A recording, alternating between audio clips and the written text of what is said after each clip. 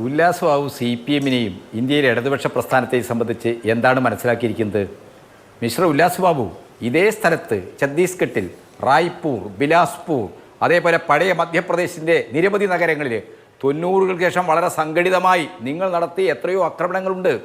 ഉല്ലാസ് ബാബുവിന് ഓർമ്മയുണ്ടോ? 90-കളുടെ ആദ്യമാണ്. അന്ന് കോഴിക്കോട് ജില്ലയിൽ നിന്ന് വടകര പാർലമെൻറ്റ് മണ്ഡലത്തിൽ നിന്ന് ലോകസഭയെ പ്രതികരിച്ച് പ്രേമജ ടീച്ചറാണ് കന്യാസ്ത്രീ റേപ്പ് ചെയ്യപ്പെട്ട സംഭവം നിങ്ങൾക്ക് ഓർമ്മയുണ്ടോ? അവിടെ ഓടിയെത്തിയത് അന്ന് ലോകസഭയിലെ ഇടതുപക്ഷ വനിതാ എംപിമാരാണ്, CPM എംപിമാരാണ്.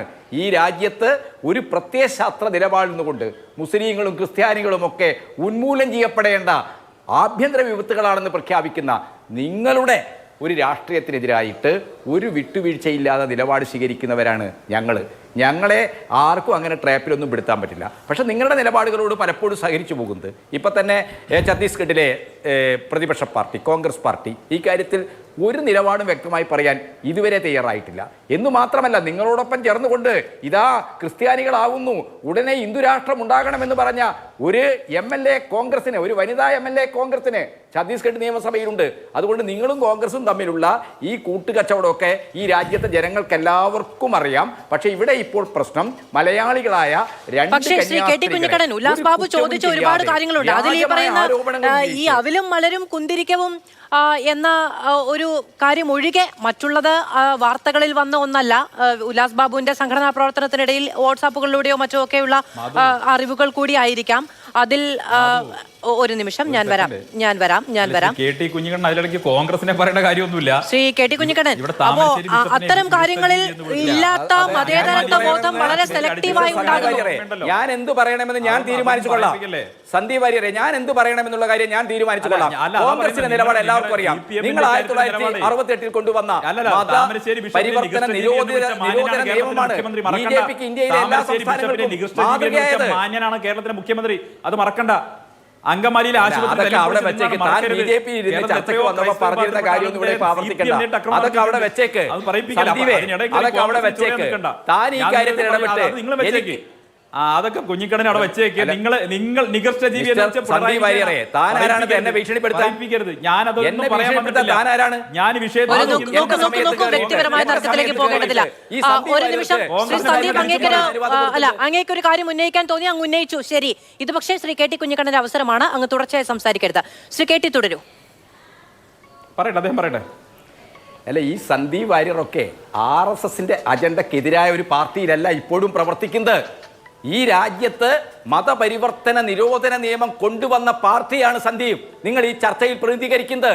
1968 1970 ഗോവധം നിരോധിക്കാൻ വേണ്ടി ഇന്ദിരാഗാന്ധി ഉണ്ടാക്കിയ ദേശീയ കമ്മീഷൻ, സുപ്രീം കോടതിയിൽ ഒരു ജഡ്ജിയുടെ അധ്യക്ഷതയിൽ ഉണ്ടാക്കിയ കമ്മീഷൻ, ആ കമ്മീഷനിൽ നിങ്ങളുടെ അന്നത്തെ ഇന്ത്യയുടെ പ്രധാനമന്ത്രിയായിരുന്ന ഇന്ദിരാഗാന്ധി ഗോൾവാൾക്കറെ ആ കമ്മീഷൻ അംഗമാക്കി വെച്ചിരുന്നു. സവർക്കറുടെ പേരിൽ തപാൽ സ്റ്റാമ്പ് ഇറക്കിയ പാർട്ടിയാണ് സന്ദീപ് വാര്യരെ നിങ്ങൾ പ്രതിനിധീകരിക്കുന്നത്. എന്നിട്ട് ഈ ചർച്ചയിൽ വന്നിട്ട് CPM-നെയും എന്നെയും പഠിപ്പിക്കാൻ നോക്കണ്ട. അങ്ങനെ പഠിപ്പിക്കാൻ താങ്കൾ വരണ്ട. താങ്കൾ പ്രതിപക്ഷ പാർട്ടിയുടെ ഒരു പ്രതിനിധി എന്ന നിലക്ക് ഞാൻ അതിൻ്റെ എല്ലാവിധത്തിലുമുള്ള ബഹുമാനത്തോടുകൂടി താങ്കളോട് പറയുന്നു, ഈ രാജ്യം ഇന്ന് സംഘപരിവാറിന്റെ നേതൃത്വത്തിലുള്ള ഒരു ഫാസിസ്റ്റ് അധികാര ന്യൂനപക്ഷങ്ങൾക്കും ദളിത് ആദിവാസി വിഭാഗങ്ങൾക്കും ഒക്കെ എതിരായിട്ട് വളരെ സംഘടിതമായ അതിന്റെ ഭാഗമാണ് സന്ദീപേ ഈ അതേപോലെ തന്നെ ഛത്തീസ്ഗഡിലെ അപ്പം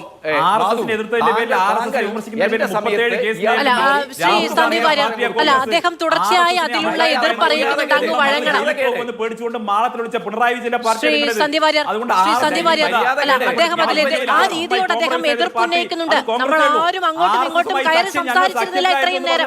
ഗോവിന്ദമാഷ, ഇതേ മാതൃഭൂമിയിൽ അഭിലാഷിന്റെ ചർച്ചയിൽ അല്ല മാധു ഒറ്റ സെക്കൻഡ്, ഇതേ മാതൃഭൂമിയിൽ അഭിലാഷിന്റെ ചർച്ചയിൽ അതല്ല വിഷയം. ഇത് നിങ്ങൾ രണ്ടുപേർക്കും പറഞ്ഞ പാർട്ടിക്കാരാ ആ വിഷയത്തിൽ നിന്ന് സംസാരിക്കാനോ ആ വിഷയത്തിന്റെ അല്ല ആ വിഷയത്തിന്റെ ഗ്രാവിറ്റി അറിയാതിരിക്കുകയോ ചെയ്യുന്നതല്ല. ഇത്തരം വിഷയങ്ങൾ ചർച്ച ചെയ്ത് പോകണം എന്നുള്ളതാണോ നിങ്ങളുടെ ഇന്നത്തെ നിലപാട്? ആണോ അതിന്റെ ഗുണഭോക്താക്കൾ ആര് എന്ന് തിരിച്ചറിയാൻ കഴിയാത്തത്ര കണ്ണടക്കലുണ്ടോ നിങ്ങൾക്ക്? ശ്രീ KT തുടരൂ. അത് കുഞ്ഞിക്കണ്ണ പറയേണ്ടത്. കുഞ്ഞിക്കണ്ണൻ ആവശ്യം അങ്ങാണ്ട് ഇടപെട്ടത് അങ്ങ് ഇടപെട്ടു, അങ്ങ് അവസാനിപ്പിക്കൂ. അദ്ദേഹം തുടരട്ടെ. യാഥാർത്ഥ്യവും രാഷ്ട്രീയ യാഥാർത്ഥ്യവും ഈ സന്ദീപ് വാര്യരെ പോലുള്ള ആളുകൾക്ക് ഒരിക്കലും അത് മനസ്സിലാക്കാൻ കഴിയില്ല. ഛത്തീസ്ഗഡിന്റെ ഒരു സാമൂഹ്യ യാഥാർത്ഥ്യവും രാഷ്ട്രീയ യാഥാർത്ഥ്യവും അവിടുത്തെ പ്രതിപക്ഷത്തിരിക്കുന്ന പാർട്ടിയായാലും ഭരിക്കുന്ന പാർട്ടിയായാലും ഈ രണ്ട് പാർട്ടികളും മതപരിവർത്തനം ക്രിസ്ത്യാനികൾ നടത്തിക്കൊണ്ടിരിക്കുന്നു, അതിനുവേണ്ടിയാണ് സഭാപ്രവർത്തനങ്ങൾ എന്ന് വിശ്വസിക്കുന്നവരാണ്. ആ നിലപാടിൽ നിന്ന് ഇപ്പോഴും മാറിയിട്ടില്ല. ദേശീയ തലത്തിൽ കോൺഗ്രസ് എടുത്ത നിലപാട് ശരിയായ നിലപാടാണ്. ഞങ്ങൾ അതിൻ്റെ ഒപ്പമാണ്. പാർലമെന്റിനകത്ത് പ്രതിപക്ഷം എടുത്ത നിലപാട്, ഇടതുപക്ഷം എടുത്ത നിലപാട്, ഇതെല്ലാം തന്നെ ഇന്ന് അമിത്ഷായെ പോലുള്ള ഒരു ആഭ്യന്തരമന്ത്രിയെ കൊണ്ട് ഈ കാര്യത്തിൽ സംസ്ഥാന സർക്കാരിൻ്റെ ഭാഗത്തുനിന്ന് ഒബ്ജക്ഷൻ ഉണ്ടാവില്ല. ഈ കന്യാസ്ത്രീകൾക്ക് ജാമ്യം കിട്ടും. പക്ഷേ അവർക്കെതിരായി ചേർത്തിരിക്കുന്ന ഈ മനുഷ്യക്കടത്ത് പോലുള്ള കുറ്റങ്ങൾക്ക് ഏത് രീതിയിലാണ് ജാമ്യം കൊടുക്കുന്നത്, അനുവദിക്കാൻ സംസ്ഥാന സർക്കാരിന്റെ പ്രോസിക്യൂട്ടർക്ക് ഒരു നിലപാടെടുക്കാൻ കഴിയുക? NIA കോടതിയിൽ വന്നിരിക്കുന്ന ഈ കേസിന്റെ കാര്യത്തിൽ ഏത് രീതിയിലാണ് കേന്ദ്ര സർക്കാർ പ്രതികരിക്കേണ്ടത്? അപ്പോൾ ഇപ്പോൾ വന്നിരിക്കുന്ന വലിയ സാമൂഹ്യ സമ്മർദ്ദങ്ങളിൽ നിന്ന് ദേശീയ തലത്തിൽ ഈ മതപരിവർത്തന നിരോധന നിയമം ഉപയോഗിച്ചുകൊണ്ട് കന്യാസ്ത്രീകളെ, അതും നിരപരാധികളായ ഒരു തെറ്റും ചെയ്യാത്ത കന്യാസ്ത്രീകളെ ജയിലടച്ചതിനെതിരായിട്ടുണ്ടായി വന്നിരിക്കുന്ന ഈ പ്രതിഷേധത്തിന് രക്ഷപ്പെടാനുള്ള ഒരു ശ്രമമാണ് അമിത്ഷാ നടത്തിയിരിക്കുന്നത്. അനുകൂലമായ ഒരു തീരുമാനം ഉണ്ടാകുമെന്ന പ്രതീക്ഷ കേരളത്തിനാകെ ഉണ്ടാവുകയാണ് ഇന്നത്തെ ഇടപെടലുകൾക്കും ചർച്ചകൾക്കും ശേഷം.